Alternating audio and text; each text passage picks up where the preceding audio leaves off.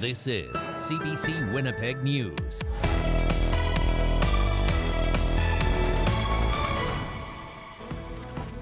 Uncontained and unpredictable, wildfires continue to rage around the province as high winds, soaring temperatures, and bone-dry conditions fuel the flames. Good evening. Thanks for joining us. Dangerous fires are burning around the province tonight. Some people have already been forced out, while others remain on high alert. Bags are packed and people are ready to evacuate in all directions. We begin our coverage tonight out in the Whiteshell, where a fire along the Ontario border is threatening communities and people are being told to get out. CBC's Rosanna Hempel is there this evening. And Rosanna, what's the latest? Well, I'm here at West Hawk Lake looking northeast. You know, it's hot. We can see that orange glow from all that smoke. Just over my shoulder, you can see that plume of smoke from that out-of-control wildfire that's burning mostly in Ontario, north of Ingolf. Now, the Manitoba government says that that fire has now spread to this side of the border in Whiteshell Provincial Park. I spoke to an evacuee just a few minutes ago who told me that she's very stressed about the situation. Now, just over an hour ago, the province issued evacuation notices for some parts of the Whiteshell, telling everybody to get out by 5 o'clock. Now, those areas include the north side of West Hawk Lake, Caddy Lake, Florence and Nora Lake. You know, they've been told, they've been on alert this past day. I've been told to have bags ready to go for this situation. A number of camping sites and trails in Whiteshell Provincial Park are also closed, including the Ontario Trail. You know, Ontario's fire service is taking charge of this because the fire is, you know, mostly on that side of the border. They do have a few water bombers here responding to that fire. Chris Marchand is with the Aviation, Forest Fire and Emergency Team. In terms of firefighting, this is the type of fire where we're just seeing such extreme fire behavior that it really isn't safe to put anybody too close. You know, so this fire started yesterday afternoon on the south side of Long Pine Lake. Marchand told us that there's strong winds right now, and actually those winds picked up embers from the south side and pushed it north. Now that fire has grown to 8,000 hectares.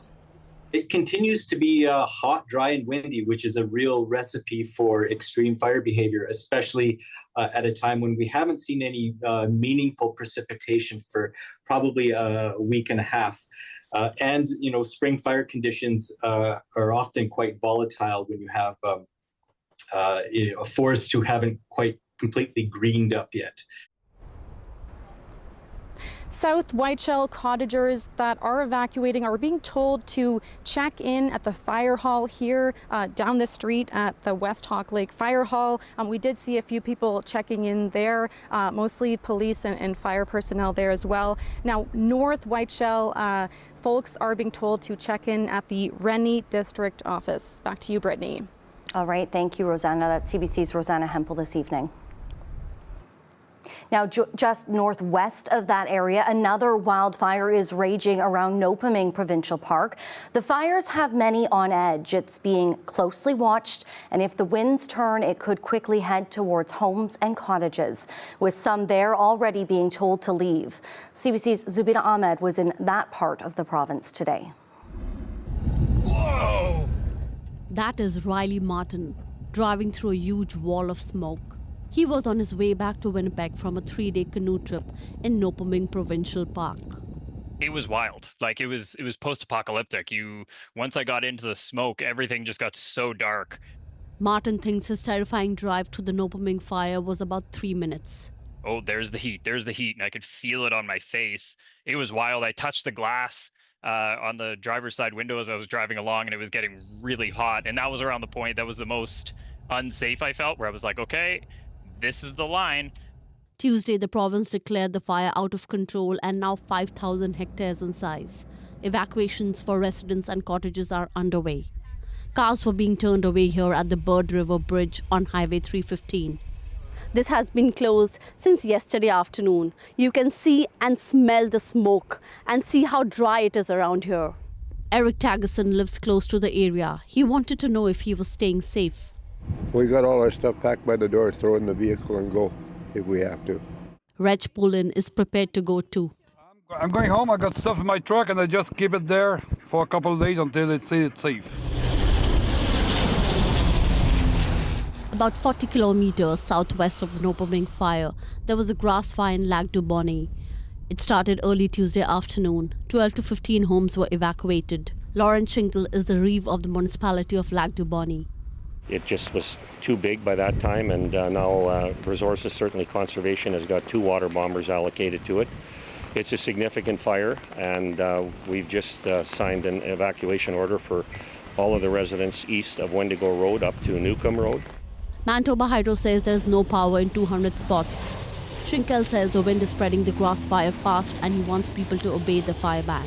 Zabina Ahmed, CBC News, Lac du Bonnet. Now, things are fluid and changing quickly. With wildfire conditions continuing to escalate, the province has declared a state of local emergency for a number of provincial parks in the eastern part of the province. An evacuation order has been issued for Nopaming Provincial Park. States of local emergency have been declared for that park, as well as the Wallace Lake, South Attakaki and Manicatogan River Provincial Parks.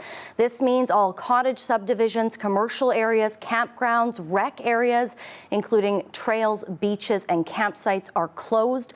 There's also an evacuation order today in the RM of Piney. Those in the town of Carrick have been ordered out due to a wildfire burning about 1 kilometre away from that community.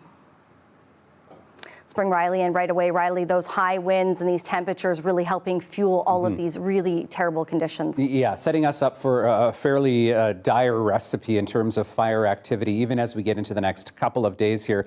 Winds have been a major factor today. So winds in the city today have been gusting up to 60. We've seen some gusts up to 40, 50. These are out of the south, so that's pushing all of that fire up the eastern side of the province into northwestern Ontario, hence some of those evacuation orders. Very fast-moving conditions throughout the day today. With that comes an air quality warning for the eastern side of the province, an air quality statement into northwestern Ontario.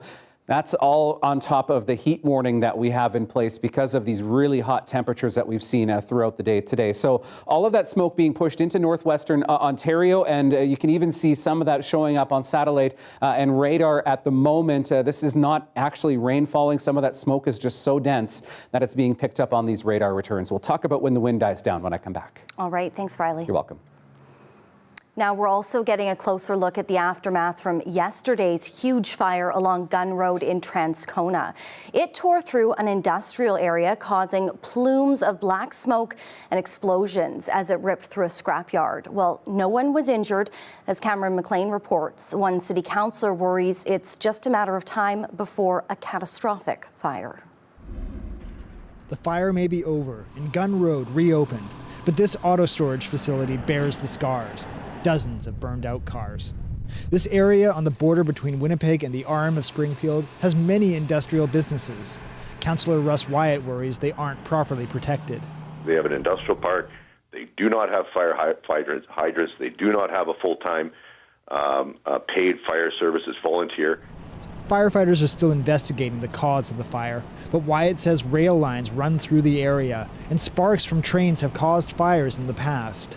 We have a lot of, I guess you would almost call them ticking time bombs, not only in the city of Winnipeg, but around the city.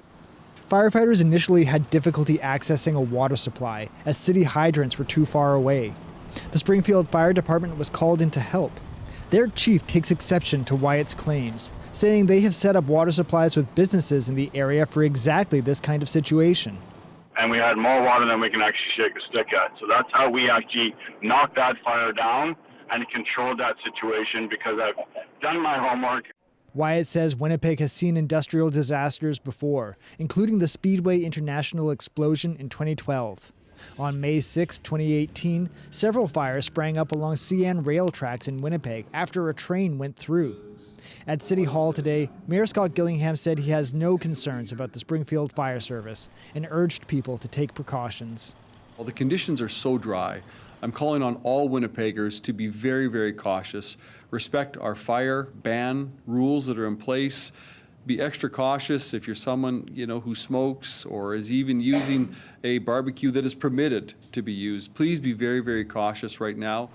The city burn ban remains in place until May 19th. Cameron McLean, CBC News, Winnipeg. 8 children were sent to hospital this morning after their school bus was involved in a serious crash. RCMP say the school bus collided into the back of a tractor. It happened near the intersection of Road 37 West and Road 43 North. Mounties say a grader was pushing debris along the road and it was being collected by a tractor when the school bus rear-ended that tractor. 31 kids were on the bus on their way to school. 8 were taken to hospital with minor injuries. Now we need to take a very quick break, but there is much more local news coming up straight away. Stay with us.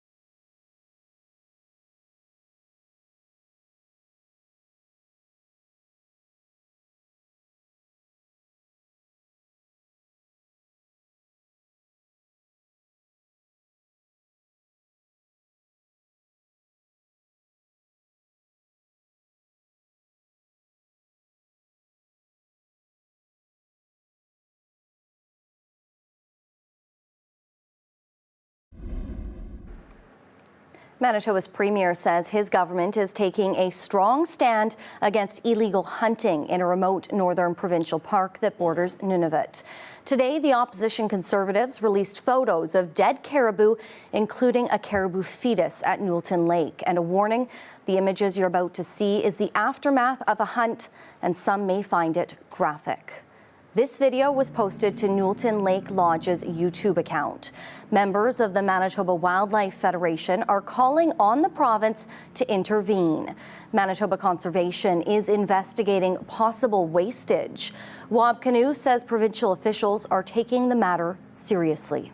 I've spoken to people directly who live in this part of the province and who live off the land, and let me say this unequivocally.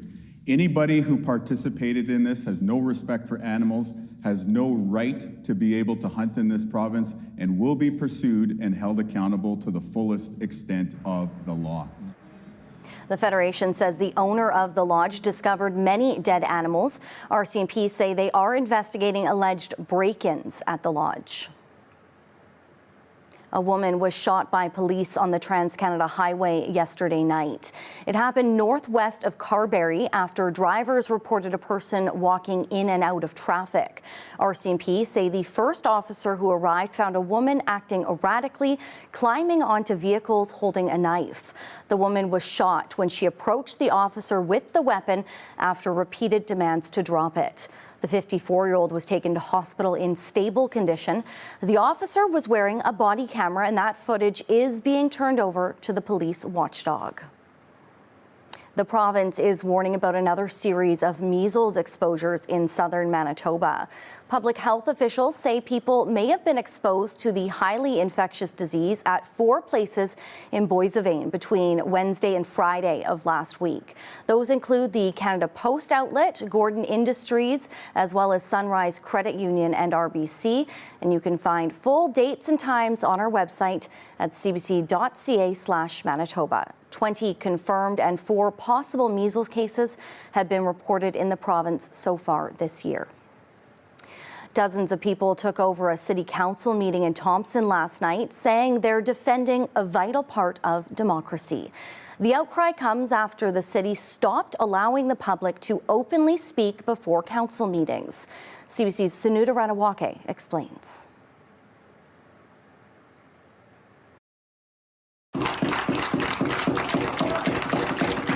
Thompson City Council meeting was packed Monday night. People passionate about the right to speak up. It's very important. The people must be heard. In April, Council voted to remove a comment period at the start of council meetings. It was the time for comments and questions for Thompson City Council. Ron Matichuk says he's watched over 75% of council meetings and was worried few people cared about the issue. It appears most people in Thompson don't care, but some do, because some came to talk to me about it, and they're upset about it, but they weren't there to speak when they could speak, and here we are now, that's taken away from them. Show of hands. Opposed? Motion passes. Thompson's Mayor Colleen Smook wanted to do away with the comment period. She said most meetings only get 3 visitors and few people speak up. I will stick to my guns, and I may be in the minority, but I definitely believe that, trying new things is a good thing for council. The change was a quarterly town hall meeting. Councillor Duncan Wong was at the forefront of the fight to bring back the comment period. How could you address a winter issue in the summertime? I mean, it's a bit too late for 3 months to wait. In the end, the deciding vote came to Councillor Sandra Oberdorfer. She voted to remove the bylaw in April, but switched her vote Monday. Because it was clear that our taxpayers, based on the audience that we had in the room, were not happy with our decision to remove the community comments and feedback. And at the end of the day, our taxpayers are the ones who voted for us to represent them. The issue could come up for debate 2 more times during hearings. Wong hopes the result will stay the same and keep comment time open to the public. Sunuta Ranawake, CBC News, Thompson.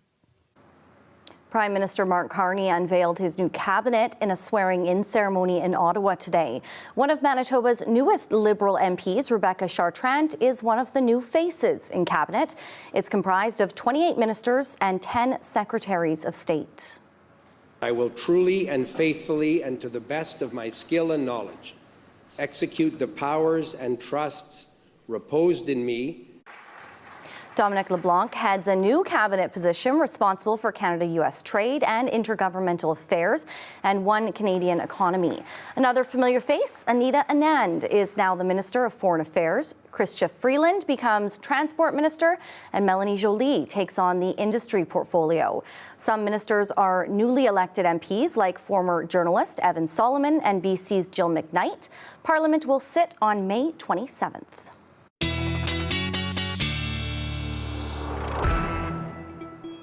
Riley's back in now. Riley, people looking ahead to that long weekend, and I know the temperature's coming down, the rain going to be coming. This is great news, but a really good reminder of those burn bans around the province. Exactly. Even if your municipality doesn't have a burn ban in place, probably a good idea to just hold off for a few days till we can get some rain in place. I want to start with a look at visible satellite because this is satellite that is visible during the daylight hours, and you can actually see some of the smoke plumes coming out of some of these fires in eastern Manitoba and into northwestern Ontario. So what you're looking at here, this is the Ingall fire here that you can see with this one, and the Bird River fire. And some of these taller clouds are actually pyrocumulonimbus clouds, which are actually thick, big clouds that form out of some of this smoke and actually can cause some of their own stormy weather along with it. So that's what you're seeing on visible satellite is some of that smoke that's been wafting into northwestern Ontario, prompting some of those air quality advisories. The situation changes as we get into Wednesday. You'll see as we get into the overnight hours and into the morning, our winds shifting out of the north and the northeast first thing in the morning, still going at a pretty good clip. Could see some gusts up to 40 kilometers an hour tomorrow. But what that is going to do tomorrow in particular is push some of that smoke into the Red River Valley and a little bit further westward into the province. So this imagery is enhanced, but you can see here as we get into the morning hours on Wednesday, that smoke plume starts to push a little bit further south and west as we get into the day tomorrow. This will likely mean some hazy skies, particularly in southeastern Manitoba, but I think even in Winnipeg, we do have a good chance of seeing some hazy conditions as we get through the day on Wednesday. Behind all of this, some much needed rain starts to move in. This starts to push into the province as we get through the day on Wednesday, the leading edge of some of this into western parts of the province. As we get into the day on Thursday, though, that's when the main event starts to move in. And we still do have a 40,000 hectare fire burning near the Pas. This is good news for that because really Flin Flon south of the international border getting a pretty good soaking as we get through Thursday. And this does push north and east as we get into the day on Friday. So we are looking at some much needed precipitation to round out the week and get us into the long weekend here. This number for Melita, I think, is a little bit exaggerated, but generally, the western edge of the province, I think you've got a good shot at 20 up to even 50 millimeters of rain. Right now, I'm saying about 10 to 20 for the Red River Valley into the city of Winnipeg. So some rain coming, and with that comes a drop in temperature. So still hot the next couple of days, 29 for Wednesday in Winnipeg, 28 for Thursday. And then look at these temperatures as they fall with that rainfall, 6 degrees on Saturday, Brittany, and 10 on the way for Sunday. All right. Thank you, Riley. You're welcome. Well, that wind today causing a bit of haze over Winnipeg. We have more to come after this. Stay with us.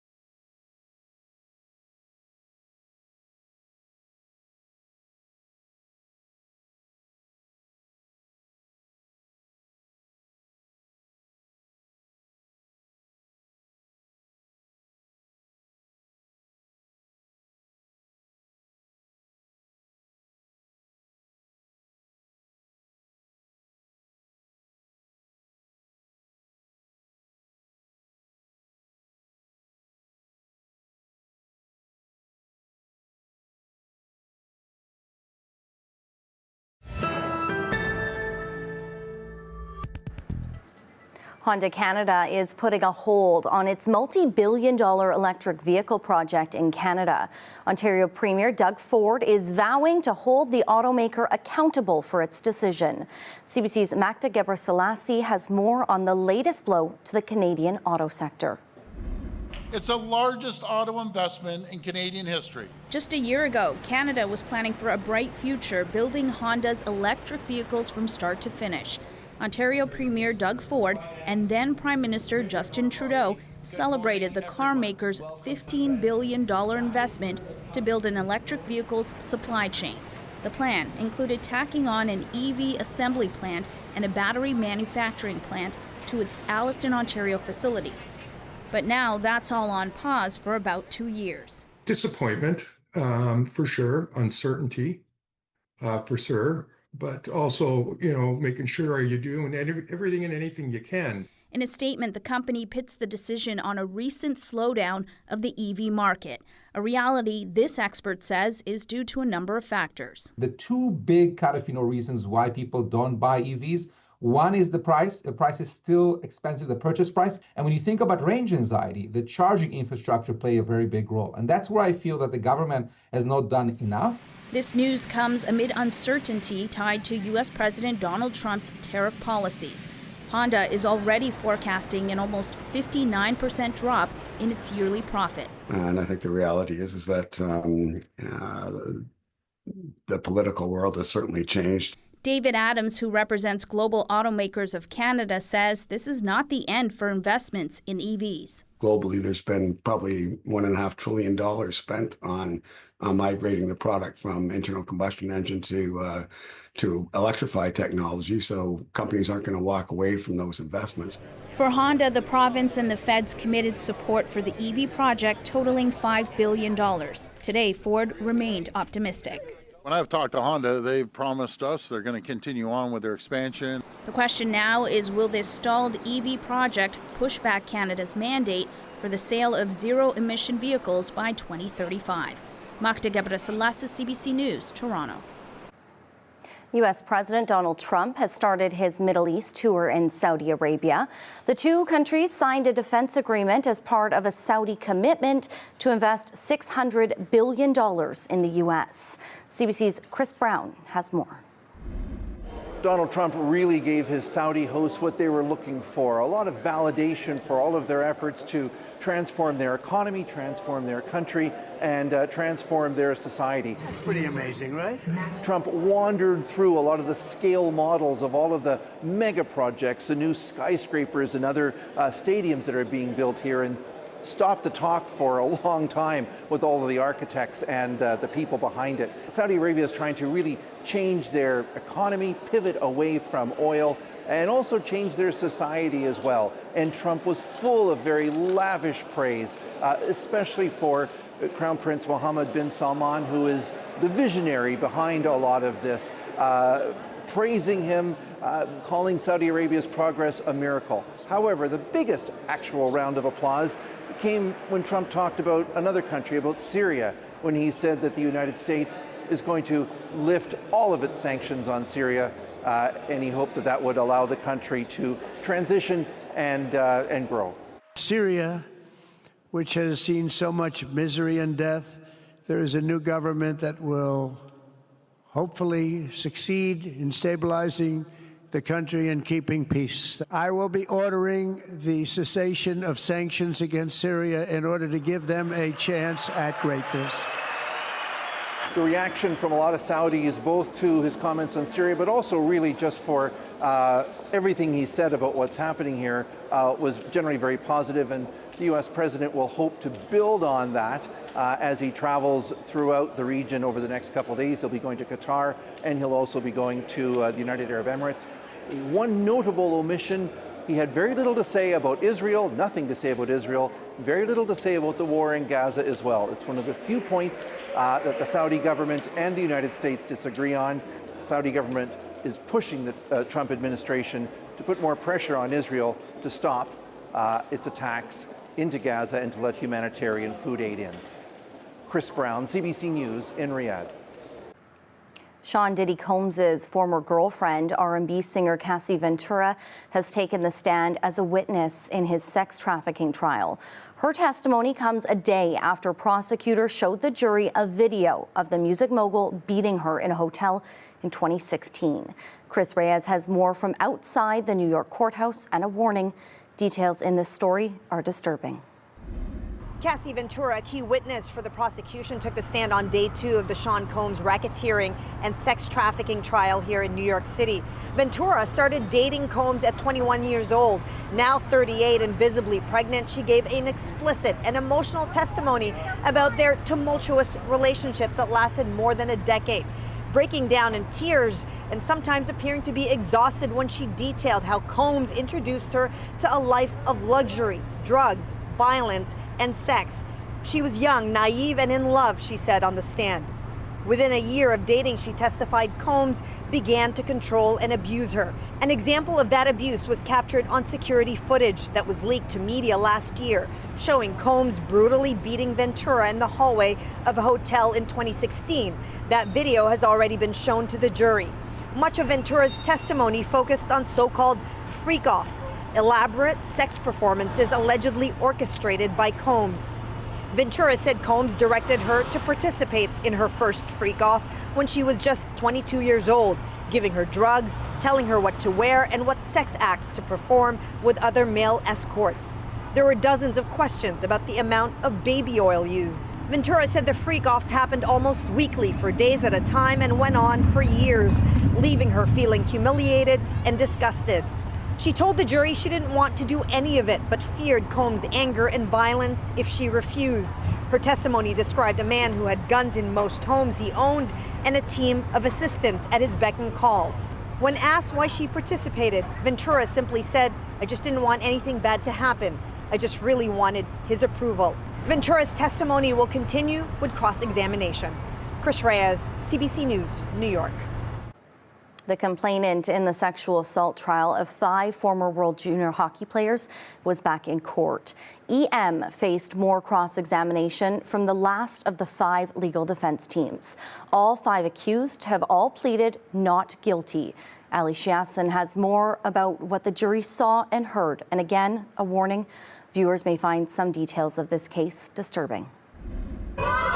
Today, the defense attorney for Cal Foot, Juliana Greenspan, grilled EM about why she refers to the accused as men and not boys when testifying about the alleged assault. Quote, "You have specifically refused to use the word boy at this trial. Isn't that right? It was a conscious decision by you to say man or men," Greenspan asks. EM replies, "It's not a conscious decision. They were 18 or 19. They were that age." EM testified that she referred to them as boys back in 2018 because that's how she talked when she was 20 years old. She says she's matured and calls adults men and women. Greenspan takes the court back to Jack's bar with more video from inside before EM left with Michael McLeod to his hotel. She brings up a moment where EM is talking to the bouncer who was a friend of hers. Greenspan says she looks animated and excited and, quote, "Not too drunk out of your mind, but excited to tell your friend about who she had met." At one point, Greenspan pulls out a strappy high-heel shoe. It's a replica of the shoes EM wore the night of the alleged assault, suggesting that they're not easy to put on, not easy to run in or skip up the steps of the hotel, as she's seen doing in hotel security footage. EM has testified that she's just good at walking in heels. Cross-examination is over for EM, but she'll remain on the stand for at least tomorrow when the Crown Attorney begins her re-examination. Ali Chiasson, CBC News, London, Ontario.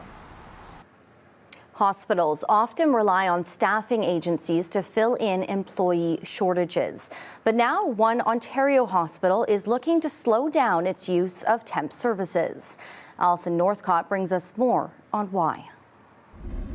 So I'm just going to check your blood pressure, okay? Staff at this Ontario hospital have been working to reduce reliance on private agencies that provide temporary hires like nurses to help fill shifts. Agency use here soared when the COVID-19 pandemic hit as demand increased and nurses left the profession. The challenge in working with agency nursing is primarily that there's a much higher cost. A new report shows Ontario hospitals paid for-profit agencies $9.2 billion over 10 years. Per capita spending on agencies nearly doubled between 2013 and 2023, while for employed staff it increased by only 6%. This is a very expensive form of staffing hospitals, but it's coming really at the expense of being able to invest and make those investments in the long-term workforce.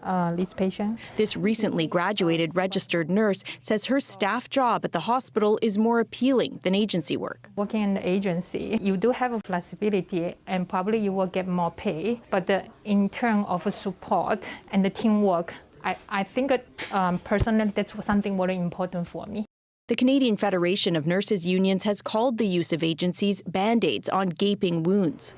Quebec recently passed a law limiting the use of private staffing agencies in some parts of the province, with a plan to phase them out more widely by the end of next year. Nursing agencies. But critics say that doesn't solve underlying problems like working conditions. We have to deal with the root issue, the root cause of nurses leaving, rather than just putting stop signs everywhere. Everyone is well staffed for. A spokesperson for Ontario's health minister said agency staff hours represent less than 2% of the total hours worked in hospitals. The report's author calls on Ontario to boost hospital funding and follow Quebec's lead to phase out agencies over the next 3 years. Alison Northcott, CBC News, Montreal. Well, it has certainly felt more like summer these last few days. We'll have more on all this heat, plus what it means for allergy season. More on that when we come back. Stay with us.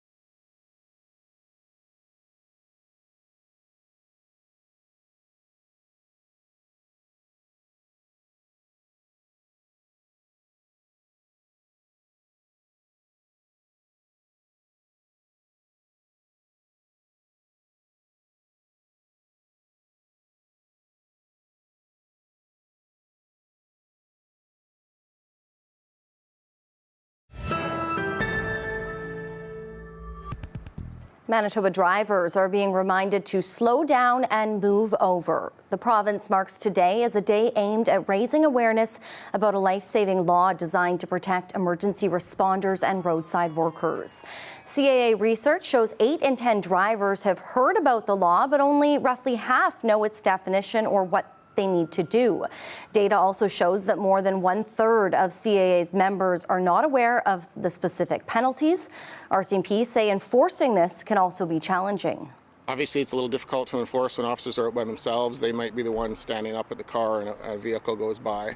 So it's very under-enforced, I would say, just because of the nature of difficulty enforcing it. But we are going to be doing specific projects focusing on this over the summer in conjunction with today.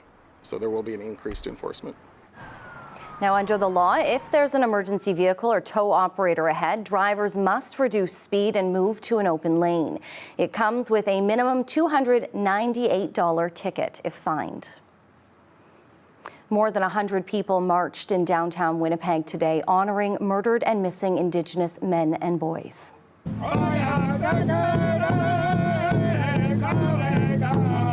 They drummed, held signs, and brought photos of their loved ones as they walked towards Manitoba's legislature. In 2020, there were 201 Indigenous victims of homicide reported by police across the country. More than 80% were men. Families of victims say it's a problem not spoken about enough. Corinne Chief's brother was killed in 2021. And I just want to do this in his, just to honor him, honor his life, because his life mattered, and it still does, and I just want to keep, that's the least I can do, is just to be a voice for him. Chief is calling for a national day of awareness to honor missing and murdered Indigenous men and boys. Canada Post workers could soon be back on the picket line as early as next week. With the possibility of a strike on the horizon, the city of Winnipeg is preparing for the potential work stoppage. The city says several departments and services will be impacted if that strike moves forward. That includes Animal Services, Human Resources, and the Winnipeg Parking Authority. To deal with disruptions, the city is suggesting people pay their bills and taxes online or in person to avoid any issues. A strike could happen as early as next Thursday. Seasonal allergies are hitting Canadians harder than ever, with record pollen counts being detected across North America. Johanna Wagstaff explains how and what we can do about it. If you have seasonal allergies, you know pollen is enemy number one. Right now, pollen counts across North America are coming in way higher than normal. From Vancouver to Atlanta, the people out there counting pollen grains on trees and grasses, they're saying they've never seen levels like this. For millions of sufferers, this means itchy eyes, nonstop sneezing, but for others, it can lead to serious health issues, especially those with asthma. We've seen an increased number of trips to the ER of medication dispensed. We have numbers in previous years showing that increased episodes of air pollution, and in other countries, increased counts of pollen, like Australia when they have thunderstorms, really trigger healthcare emergencies. And get this, people who've never had allergies before, some of them are suddenly developing symptoms for the first time. That's me. So what's going on here? It turns out it's not just the heat. The other big player, carbon dioxide. Plants need CO2 to photosynthesize, so they thrive when there's more, producing more pollen and even stronger allergens. And the big reason for more heat and more CO2, you guessed it, climate change. We have more air pollution that is also irritating and increasing the activities in our respiratory system and our immune system. So these two, air pollution and pollen grains, interact and create havoc. Scientists around the world have tested what happens to pollen producers when they're offered up more CO2. Time and time again, the results show significant increases in pollen production.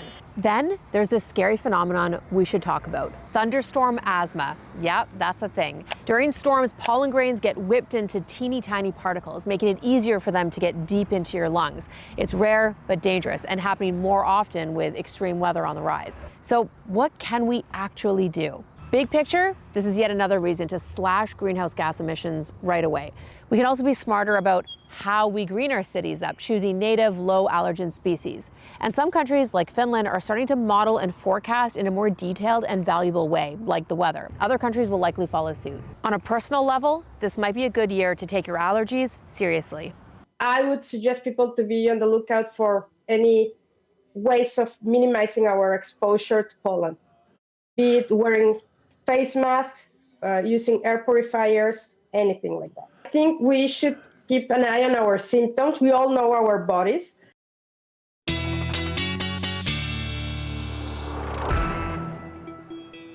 Feels a little like everything's coming early this year. Early allergy season. We've seen the early wildfire season, early summer with the weather that we're getting, at least for the last few days.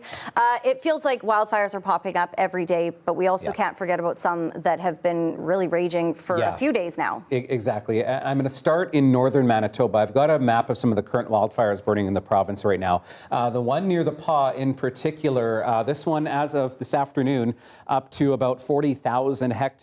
You might recall the first night I told you about this one, it was at about 6,000 hectares. So that is quite the jump. This one's still, according to the province, listed as out of control and has started a couple of other fires closer to Clearwater Lake. So that one is burning still in northern Manitoba. The air quality alerts in that part of the province have ended, but doesn't mean that you won't still experience some local smoke. And this is the Bird River fire here that we were talking about earlier as well. This one now up to 5,000 hectares. The cause for that one listed as natural, which means most likely something like lightning caused that one. And you can see kind of the dotted specks on this map. This is from the province's wildfire forecasting and mapping division that has been plotting out some of these spaces here on where we've seen some of those more notable grass fires as we've gotten throughout the last week or so here with these warm temperatures. All right, your dog walking forecast, maybe a couple of sprinkles first thing in the morning. I don't think that Lucy will mind, though. Thank you, Leah and George, for sending this picture in. You can always send yours. I could use more to talk back at cbc.ca, please, because we do love the dog walking forecast. Maybe a bit breezy into the afternoon again tomorrow. North winds, which means maybe we see a little bit of a hazy sky again as we get through the day. On Wednesday, 21 degrees by the time we get into the evening as we start to see that next weather system move through. 32 degrees in Winnipeg. We reached my forecast high of 36 this afternoon, still at 27 in Brandon and Melita, Dauphin at 25, and you can see where the jet stream cuts through with some below zero temperatures in far northern Manitoba. Temperatures to the west a bit more seasonal for overnight temperatures for this time of the year, with some rain moving into Brandon at 8 degrees. Still 12 to 15 really across the Red River Valley tonight, 8 in Peguis under a mainly cloudy sky, and looking at single digits into northern Manitoba, -2 overnight in Thompson. A mainly cloudy sky tomorrow, some peaks of sunshine through the afternoon, 14 in the Paw and Flin Flon, Thompson at 11 by the afternoon, Gillam at 8 degrees. In the south, a little bit of rain starts to push through as we get first thing in the morning for the western part of the province. This is a steadier rain through the afternoon, 11 degrees by the afternoon in Brandon, and still looking at 28s and 29s by the afternoon for us here in Winnipeg. Well, all you have to do is really look at those temperatures to know it has certainly felt more like summer these last few days. Our first heat warning of the year. It's really hit southern Manitoba, even Saskatchewan, with a real unusual intensity and length. Exactly. Winnipeg is already breaking records. So we likely hit another one today with multiple days above 30 degrees. While we will cool down by the weekend, the coming months could see above normal temperatures. And while these conditions have made it difficult for fire crews, it doesn't necessarily spell cause for concern for farmers just yet. Rosanna Hempel has that story. Sunday, Monday, Tuesday, Wednesday, 4 days in a row with temperatures that are above 30 degrees. Environment Canada climatologist David Phillips says Canada's first heat warning of 2025 has hit southern Manitoba and Saskatchewan with unusual intensity and length. Well, this is quite exceptional. I mean, temperatures in Winnipeg should be a high of about 19, not 35 degrees. I mean, come on, that's like almost 20 degrees warmer than it should be for this time of the year. The city normally has less than 1 day of above 30-degree weather in May. June has 2 on average, July has just over 4, and August has nearly 5. Phillips says the coming months are calling for above normal temperatures, which could spell trouble for firefighters. Manitoba's fairly significant early wildfire season, though, is not a good indicator of drought conditions or soil moisture, according to agroclimate specialist Trevor Hadwin. I'm not too concerned right now. We need to be patient for those spring rains. He says last fall's rains left farmers in good shape, and now they're making good time on seeding. We just need a couple rainstorms this spring, and those that will help out the crop tremendously. As for mosquitoes, the heat wave doesn't mean we won't see any buzzing around the spring and summer. The city says the spring species had enough snowmelt for breeding, and the summer species is counting on the next rainfall, which is expected on Thursday. Rosanna Hempel, CBC News, Winnipeg. Still ahead, we take you to Canada's Iceberg Alley after the break. Plus, Riley has a last check on our forecast. Stay with us.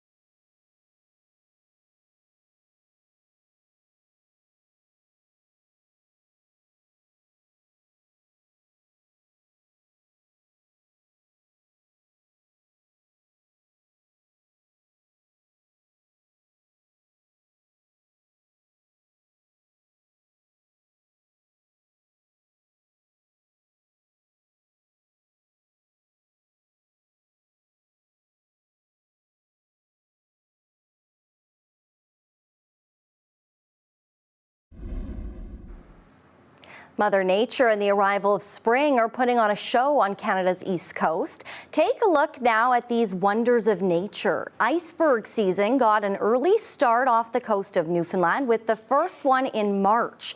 Now dozens can be seen along the province's Iceberg Alley. One tour guide says there's a certain mystique to these massive glaciers. It's just incredible the number of people now that are supplementing their income, having something to put their mind on, making life more interesting and exciting, meeting people from all over the world. You know, it's not just the money but it's just the quality of life. Now, many of these glacial giants are 10,000 years old. Roughly 90% of them come from the glaciers of Western Greenland. The rest come from glaciers in Canada's Arctic.